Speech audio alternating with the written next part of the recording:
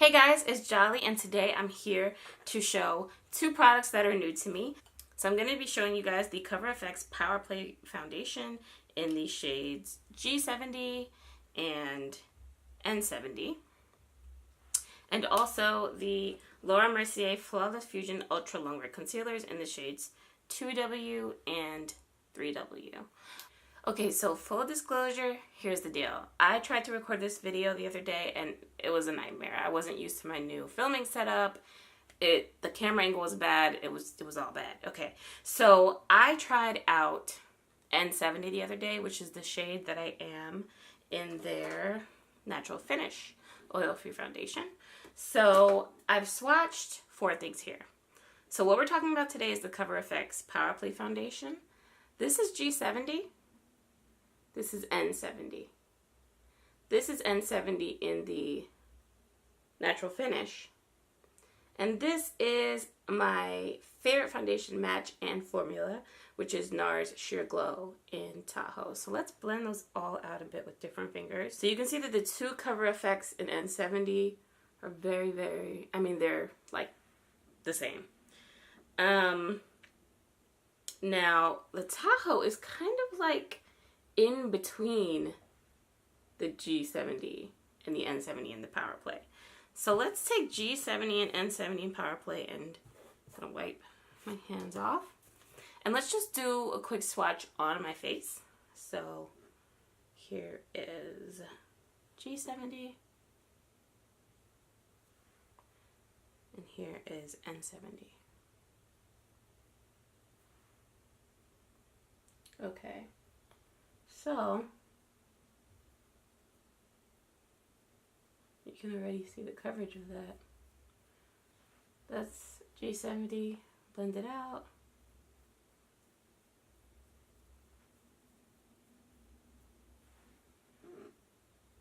Here's N70 blended out. So when I let these hang out a little bit on my face the other day while I was doing dishes, it looked like G70 would be just a bit light, and N70 does work really well for me in the other formula. But what I'm going to do is, last take, when I first recorded this video the other day, I used N70. Today I'm going to go ahead and see what G70 looks like so I can really decide which one is the better shade for me. So, I'm just going to wipe those off and we'll get started with this application of G70. But I'm going to put it side by side with the footage that I have of me trying on N70 because I have it. Why not? Okay, so I've already prepped the skin with my Mercier Hydra C mattifying fluid. I talk about this all the time. If you've been watching my channel for a while, I'll leave the Amazon link below because I just found out that Amazon sells it. I was like buying it from the Canadian website it's from, and it was a whole like minimum for shipping, a whole thing. But it's on Amazon Prime, apparently. So I'll link that below. But anyway, as I always do, I'm going to go in with my MAC Prep and Prime Peach Luster to correct under my eyes. And it just takes a dab.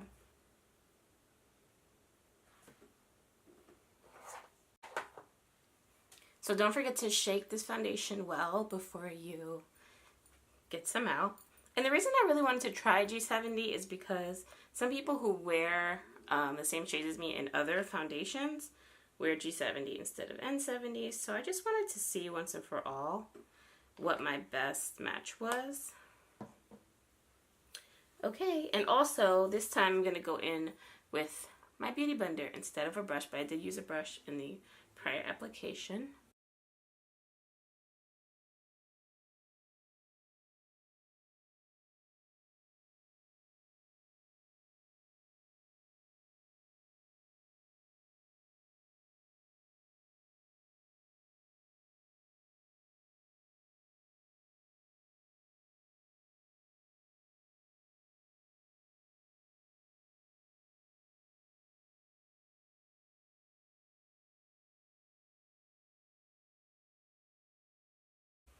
So as of right now, this obviously looks pretty darn light.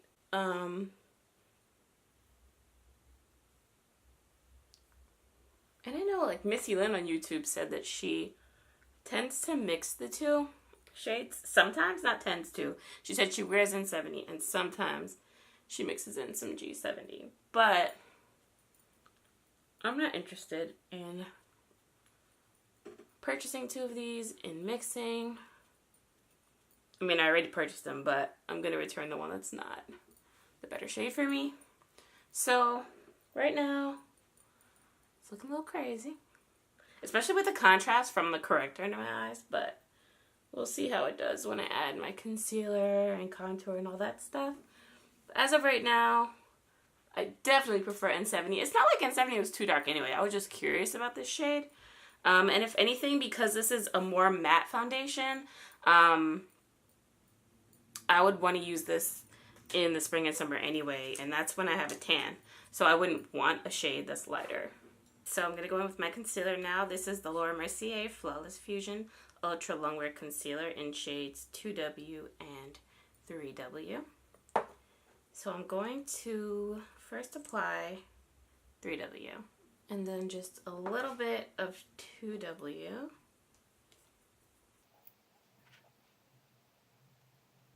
Here are the two shades swatched. 2W's on top, 3W's on the bottom. So let me blend this out. I've been really into the like ultra highlighted look that used to be really in maybe like, I don't know, 2 years ago? I don't know. For some reason I've been really into that. I can already see that the foundation did warm up a little bit, but yeah, I'm gonna stick to N70, not this G70. So interestingly enough, the other day by accident, I forgot to add powder to my foundation. Like I added powder under my eyes, so I'm gonna do that today with the Mercier Translucent Loose Setting Powder. And I haven't baked in quite some time. You know, under the eyes tends to be the dry area on many people's faces, so I don't know. The baking trend didn't last that long, but like where everyone seemed to be doing it, it still lasted longer than it probably should have, because, yeah, I don't know. And then I feel like if your skin's going to get really oily, like, it's still going to do it. So, I don't know. But, just going to add that on, and I'm just immediately brushing off the excess. Okay, so I'm going to skip my face powder since it worked out so well for me the other day. This foundation feels very lightweight, and it sort of feels like it dries to a powder finish while looking really beautiful, guys. Like, it's just not cakey. Let me bring this in a bit. It just looks like nice, clean skin. It's pretty awesome. So let me finish the rest of my face and I'll be back. Okay, so I'm back, and yeah, to wrap up this video, I'm not doing a wear test today. I did one the first time I recorded. I wore it for 5 hours and it held up very well, especially on my nose. That's my one really oily spot. And I went to dinner maybe like an hour, hour and a half after I had put on the foundation. And I went to wipe my face a little with a napkin and almost nothing came off. So like I sort of blotted my nose just to see. It didn't feel oily. I just wanted to see. And that's where the most came off, but it was like surprisingly good. Even at the end of the 5 hours, I got up close. I'll show that. And yeah, I mean, I really like this foundation. I think it's beautiful. This particular shade, especially with this really light concealer. I mean, the shade kind of warmed up if you, like, don't look. Like, I really went ham on my forehead. But other than that, I mean, it kind of blends in. I'll see. I honestly feel like, I know, like, products with sunscreen, especially, like, physical sunscreen, tends to get a reputation to cause flashback. But for me, what can also cause flashback is wearing a foundation that's a little bit too light, or concealer that's just, like, too light, or just something about it, not even sunscreen.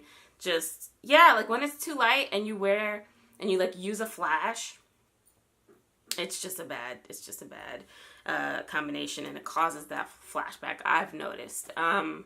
So I'll see how this does. I took a picture of the other one, and I didn't feel like it looked bad. Like, it wasn't like an embarrassing photo. And I don't always think to do the flash thing. I'm going to try to include that more as I continue to test out foundations. Yeah, there are a lot of options here with 40 shades. So if you have it narrowed down to 2, it's not so bad.